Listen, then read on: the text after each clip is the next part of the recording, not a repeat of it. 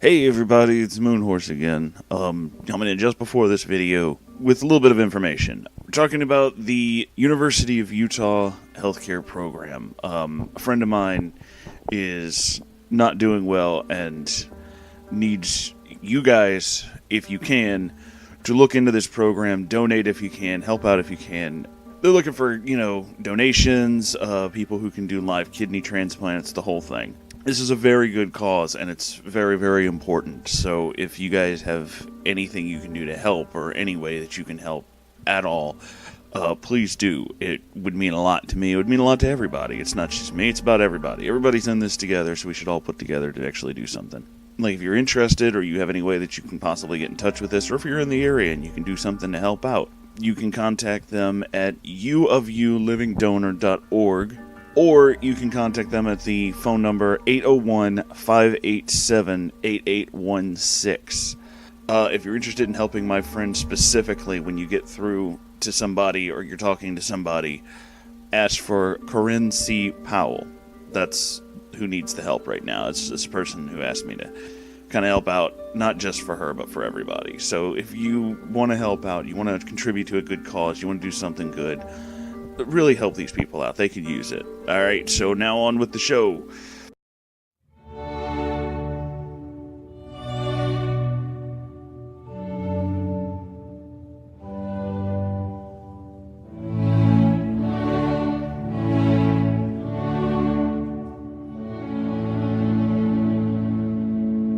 Hello, you gorgeous creatures. I'm opening our favorite...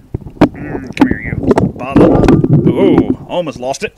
Sorry about that. Opening a favorite bottle of wine because I believe this is a rare occasion. I'm in a really good mood. Not just because of the wine, but, it helps. I found something.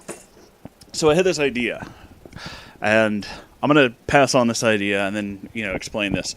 So I had this idea. I want to do this thing. I want you, all of you who have any kind of writing talent, any kind, doesn't matter, good, bad, I read terrible things, it doesn't matter. I want you to write something for me. That's right. I want you to write something for me. And to make this even better, it's going to be a wonderful story, but there are certain caveats. One, it has to have certain elements. And the element I'm requesting for you to write is actually tied into today's little episode here.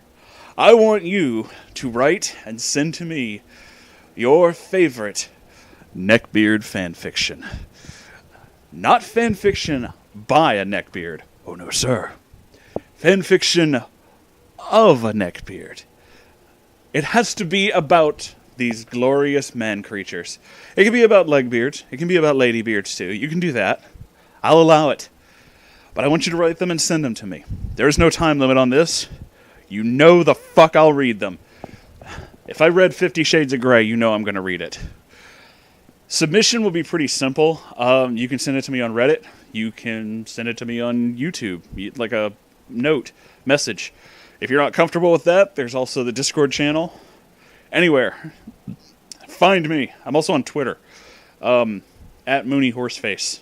It's exactly what you think it is. So, if you want to send me these stories, if you want to write something insane and want to hear me read it, absolutely send it. And you will be credited. Because, honestly, after reading a few of these stories, I've gone through a few. I've read like 2, and I had to scrap the video and start over because I realized I am not nearly intoxicated enough to enjoy this properly. So, speaking of,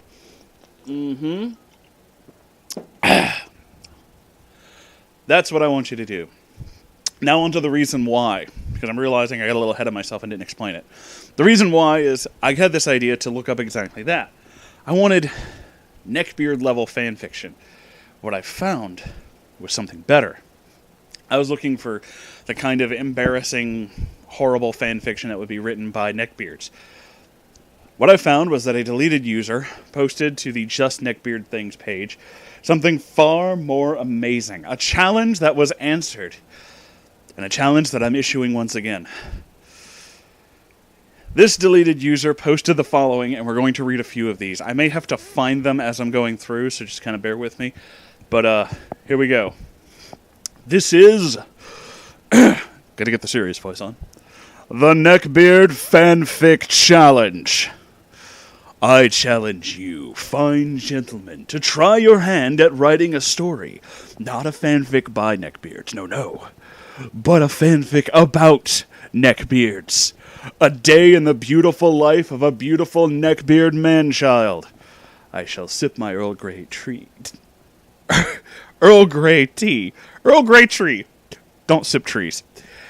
And recline in my robe on this fine Sunday morning. No church for me, thanks. And await your beautiful words. So this is the first one. By user Drinfernods. Les Tip awoke in his master chambers in the late afternoon. The walls were covered by posters of sexy anime girls, World of Warcraft, My Little Pony, and Jackie Chan movies. He got up and scratched his neck. Growing a beard was itchy, but it made him look mature and refined. What he failed to account was that most of the hair grew in his neck and sideburns. His upper lip was just wisp that looked more like dirt. He grabbed his Rainbow Dash doll. She was his favorite pony in the entire MLP universe. Les felt attacked when his friends questioned about her, even if it was just out of curiosity. Why couldn't they just let him and his darling be? He cleared his throat, went to his desk, and turned on his laptop. Brushing aside some Dorito crumbs and empty Mountain Dew bottles, he logged on to Reddit, a website that has just about everything you could think of. There were niches known as subreddits. Les was subscribed to porn subreddits, anime, My Little Pony fandoms, and The Red Pill, a pickup artisty group disguised as a self-help group for men. Deep down, Les was lonely, but his constant rejection by girls he liked made him bitter. He fancied himself a gentleman, a throwback to an era when men were chivalrous and classy.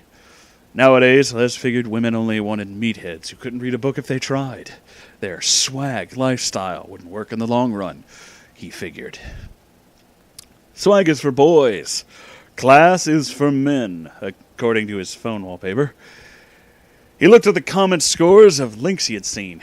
He saw his own was at -14. He had disagreed on another user's statements about dating.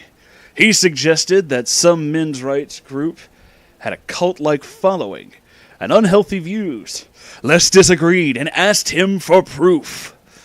Les redirected every response by pointing out points that person ignored. Even though he had a negative score, he was victorious. Les considered himself an intellectual and a master debater. He had won numerous online debates and understood basic philosophy and science better than most. In reality, he had failed chemistry in high school and couldn't tell you the 3 forms of appeal. Les checked the clock and decided to go out for a visit to GameStop. He was looking to buy the new Battlefield game, which he considered far superior to the more popular Call of Duty franchise. He went to his closet and pondered his wardrobe. It was supposed to be a little warm outside, so he decided to dress properly. He grabbed a pair of khaki cargo shorts, a Cannibal Corpse shirt. He also considered himself a connoisseur of fine music. Sinatra, Queen, Led Zeppelin, and, of course, Cannibal Corpse. And he looked for the cherry on the sundae. Oh, he grabbed his trusty fedora. Let's believe that this hat was a throwback to a bygone era. It was black with gray stripes. He gently adorned the hat onto himself and looked at himself in the mirror. A rotund figure, bad acne, messy ponytail, and a scraggly beard. All thanks to a poor diet and hygiene. He put in black socks and sandals and was ready to hit the town. Ladies were going to swoon once they caught a look at him. He climbed the stairs and figured his mother was still asleep. He dropped out of community college and still didn't work. At 27, he was waiting for the moment he could be part of Major League Gaming, or when his YouTube account would get views. Views? Just in general? Wow, okay. He'd show all those jocks and bitches in high school who the man was. I started to breathe heavily after making it to the top of the stairs. Despite that, he was feeling great. Euphoric, even. Sagan be praised for this glorious day bestowed upon him. What a charming man. That's actually the end of that story, but we're just going to keep going. There's others, and, fuck it, right? Fuck it. I'm trying to find some good stuff. There's a choose your own adventure one, which would be fun to read, except there's so many things that it would just get weird. So, as much as I really appreciate that, it's more fun to choose your own adventure than to have someone read it to you, don't you think? Anyway, this is a story from J.J. Butt Cheese. Awesome name. It was a cold November in Chicago that year. I stumbled to my fridge after burrowing a path through mountains of old food and dirty clothes. Stood there, basking in the harsh light from the open door. Reach into the box of Mountain Dew Gamer Fuel. Empty. Fucking perfect, I mumbled while fighting with the empty box that is now stuck on my arm. I rubbed my neck in frustration. My neck-beard. I dread what this means. Being stuck in public with all the fucking moronic mouth breathers of the world. Not the intellectual elite like myself and the rest of my WoW and LOL clans. I grabbed my fedora off the coat rack and pull it down tight on my greasy hair. Get my trench coat from the closet. Notice that my favorite pony Applejack has hidden herself under my coat. I did not see that coming, I yell at Applejack. She laughs and I pick him up, twirling through the air. I give him a kiss before I set... Him? Give her a kiss before I set out on the most noble of quests. Sure. After setting her back in the closet, I grab my steel-toe combat boots, lacing them up like they do on CSGO. I proceeded to put on my zombie-killing pocket knife, complete with window smasher and seatbelt cutter into the bottom pocket of my cargo shorts. Most people get cold legs, but not me. My jeans have given me a healthy layer of insulation. All the sheeple say I need to lose weight, but they don't know anything. I look in the mirror and get ready to set out on my quest. I am looking good. 10 out of 10 with rice. No idea what that means. I trudge up the stairs out of my basement. Mom yells at me not to wear boots in the house. What a fucking communist. I grab the keys of the Windstar, my noble steed, and head out the door. The wicked bitch barking questions at me about when I'll get a real job. I have tried to explain to her that real jobs are for sheeple. She's just not an intellectual like me, though. I slam the door in defiance. Drive to the store while playing my music, flipping through my collection of Frank Sinatra, Creed, and Cannibal Corpse CD. Is Cannibal Corpse really a Neckbeard thing? I honestly didn't know that. Huh. Finally found my Queen CD buried under the bags of Chewies, McDonald's, and empty cans of Dew. As a side note, I haven't heard anybody use the phrase Chewies in so long it instantly made me nostalgic. Thank you for that. I made it to the parking lot of the Ronald's gas station. I do all my shopping here because it isn't run by the oppressive communists at Walmart. All the while, after filling my cart with the sweet nectar of the gods, I grabbed some Slim Jims and Cheetos, placed my goods on the counter, and scratched my armpit, and then smelled it. The counter girl watched me with a look of disgust. I laughed at her. She was maybe a solid 7 out of 10, but I wasn't going to waste my time with this wench. I pulled my fedora lower to cover my eyes. The total came to $19.56. Pulled out my Zelda chain wallet from my back pocket. Made a loud ripping noise as the Velcro separated. The cashier now suddenly shifted her expression from disgust to lust after seeing the amount of cash I had. $230 in small bills that I got for my birthday 4 months ago. Gave her a 20 and winked. Tipped my fedora and smiled as I told her, keep the change. You could almost hear the pennies dropping. I don't fuck anything under a 9, though. She's just a whore who's after my money. I drive back home and return to the musty, damp basement. Fire up my custom gaming rig and pick some crumbs off the keyboard. I open Reddit with a speed that can only be described as blinding. Few people can type 45 words per minute like me. I go over my replies and begin the daily task of downvoting the sheeple who can't see the real truth like I can. I lean back and take a gulp of dew as I hit enter on a reply to a guy who says religion isn't bad. What a sheep! I then go to Gone Wild and tell all the women there that it's gross that they have small tits and weird nipples, and that I would never fuck them. You know, I know they're made up stories, but honestly, they're so accurate. It's almost terrifying. We need more alcohol. Alcohol. Okay, let's read more. This is from This is from Phase Clon. That's an interesting name. I just realized that his badge says Mage Protector of the Scepter of Dew. Okay. Parker is going to uni to get his associates to study computer programming and hopefully work for Google or Microsoft in the future. He's roughly 280 pounds, just a little chubby, not a literal land whale, 27 years old, and lives at his cousin's house since it's closer to uni than his parents. Here's the story. Mark left on Monday to go on a business trip to corporate and should be back by the next Monday. Parker stays home, attends his classes, and returns home as usual. He wakes up. It's 10 a.m. Parker is late for his Intro to Humanities class. He cleans himself up and puts on the same shirt as the day before. But since it's cold today, he decides to actually zip up his jacket, which has an Attack on Titan emblem on the back and front.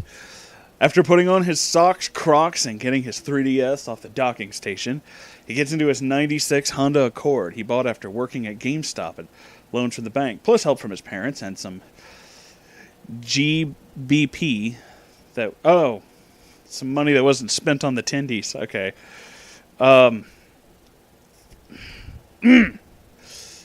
He drives and arrives at 10:45, just in time to stay in his humanities class for another 20 minutes. Unfortunately, there's a nice, cute girl who sits in front of him he could get notes from. She's biotech engineering major, so they've had similar classes, so he's already has her number. He gets the notes from her, but when he tries to talk about anything other than school, she ignores it on multiple occasions. Parker has given up on her after a month or two, despite the fact that she already knows what he was trying to do. She just didn't like him. He later goes to eat lunch, do work, and watch anime in the library's free Wi-Fi. Then his Calc 2 class takes notes, goes home. It is 4 p.m. Parker is home, texting a friend from class who is also a lot Neckbeardly. They talk for hours on religion, anime, magic, the gathering, and the actual sleight of hand. At 5:30, Parker hears the default iPhone text chime coming from Mark's room. Ignored, Parker enters Mark's tidy room and immediately spots his iPad on the bedside with a charger wrapped up. Parker goes to hold the power button and sees there's a text from Laura, a friend which Parker has no idea she exists, which said, "Hey, want to hang out at your house?" Parker has an idea. He shoots his friend a text who suggests Parker asks her to come over. So he does. It is 7 p.m. He hears the knock on the door. He lets her in, where she immediately feels confused. She asks where Mark is, and he replies that he's gone on a business trip. Laura gets angry and picks up her oversized purse and makes her way to the door when Parker says, "You should stay. I am kind of lonely." But she does not want to. But whatever. Parker's now shitting tindies that a girl has decided to stay at the house for him solely. They sit and watch TV. He offers her snacks, but she eventually goes and heats up something since he didn't want to stay that long or take much effort. She brings back pizza rolls and they share. He's getting the majority of half of the plate. 8 p.m. She complains about how Mark didn't say he was leaving. Complains about how much she wanted someone to share affection, cuddling, etc. with various amounts of times, while Parker and Laura watch Comedy Central, which he switched the TV to. Parker complains about the girls in his classes who never pay attention to him, always go for idiots without a job or degree, or even at school, insults them, and so on, but concludes that he wants a girlfriend to compliment him as a companion. Laura gets closer to him on the couch. It is 9:30 p.m. She eventually realizes that since he is close to becoming a wizard, and he's a nice guy, she ought to give him a chance. It is 10 p.m. He gathers enough courage to stop hovering and finally just rests his hand on her side. After asking for permission, of course. She is really enjoying this, regardless of the awkwardness. She sticks her hand up his shirt to feel his belly button and nipples without asking. But he asks to feel her hip and slide up her shirt. He goes further, tracing her ribcage, and says, "Man, I'd love to find a shirt with a ribcage print like yours." He grabs the hand of his and hers. It's a little hard to read. The first thing he's done without asking, and says that he loves her. Keep in mind they only met 4 hours ago. It is Saturday, 10 a.m. They both wake up to the sound of the trash man collecting garbage. Her on top of him with no clothes, no sex or anything. Lauren goes back to her place and comes back with new clothes, cleaned up. She picked up lunch for him, got him a Mountain Dew. Parker, in the meantime, shaves and trims his hair for once, takes a shower. This is surely a big day for him. He also manages to clean many dirty clothes, remove posters of his favorite anime, and trash are thrown under the bed and into the closet. 2 p.m. Laura and Parker eat on the couch, talking and laughing, feeding each other fries and so on. He brings it in for a kiss. First legit kiss other than his mom or grandmother, and it's on the lips. He loses control of his emotions at this point and kisses her again. But this time, full-on tongue action. 4 p.m. Laura gets a call from her mother. She has to go. 5 p.m. Parker is bored at home and constantly checking his phone more than ever. He also ignores his friends. He goes on to play LOL and tell his teammates about what's happening, and only half of them believe him. Laura texts 2 hours later, saying she has to stay at her house that night, but Mom got sick. He gets her address, and in the event she needs him to get something for her, medicine, etc. Sunday, 10 a.m., Parker cleans himself, taking yet another shower. Found his new deodorant that had expired the previous year. He uses it anyway and awaits Laura's arrival. 2 p.m. She texts him and says her mom caught the flu, so she can't come. Jokingly, he says that if she died, she wouldn't have to leave him all the time. They get into a fight. That was too soon. And she decides never to come back as long as he is at that house. Parker rushes, puts on his leather jacket and sweatpants, also grabbing his 3DS just in case he gets any street passes, and goes to her house. He knocks politely, where her father answers the door. Her father says, "What can I do for you?" A southern smoker's kind of voice, while squinting with a slight fake smile. Parker explains that he is a friend of hers. But when Laura is called to the front door, her mother had just fallen out of the bed, throwing up. Instinctively, they both rush to the source of the sound to help their mother back into bed, checking for anything worse. Laura sees Parker, holds her anger and composure in front of her parents. Parker starts getting passive-aggressive towards her about not taking his joke lightly, and soon she leaves the room. He follows behind while her parents stay in the other room. They leave and sit in Parker's car and yell at each other. Eventually, Parker wins the debate when she fails to reply with a rebuttal, and they both apologize and kiss again. They go back inside and help with her father. Sorry, my allergies are a little blech. 6 p.m. After her mother is asleep, and her father says she is okay, her fever's gone down, they decide to go back to Parker's house. 7 p.m. This time, she decides the movie, and he complains about the quality and accuracy of the plot, and how overused or unoriginal the soundtrack sounds. He brings up anime, and she gives him a weird look. Still, they cuddle for a while, and take each other's clothes off so they have nothing on the top half of their body. Oh yeah. 8 p.m. He leads her to his satisfactorily clean room and unlocks the computer. He never shuts it off unless it's a restart to update software, and shows her his art on Reddit, his pics folder, and, of course, DeviantArt. Anime favorite shows, and educates her on the superior Japanese culture. Shows her the katana he bought for $50 at a flea market, and showed her what he saw on YouTube on how to hold it, stances, and so on. 9 p.m. She's slightly surprised, but nonetheless, they watch anime anyway. 10 p.m. She is losing interest in our Parker, but they press on. It is 10 a.m. Monday morning. Parker wakes up, and Laura was getting up. She looked upset. Says that even though they just met, she thought of him as a great friend because how fast they clicked, and how he was there for her. Sorry. But she wouldn't want to... what? She wouldn't want to not be with him, hate him. I'm confused. She wants to just be friends, basically. Parker gets furious and throws a man-child fit. He yells and throws figurines off his desk at her, and she gets a nosebleed. He rips her bra and then attempts to rip her shirt, but instead violently throws it and misses, bumping his katana off the stand, causing it to fall and spill his day-old Mountain Dew, which he didn't finish, all over his glorious battle station.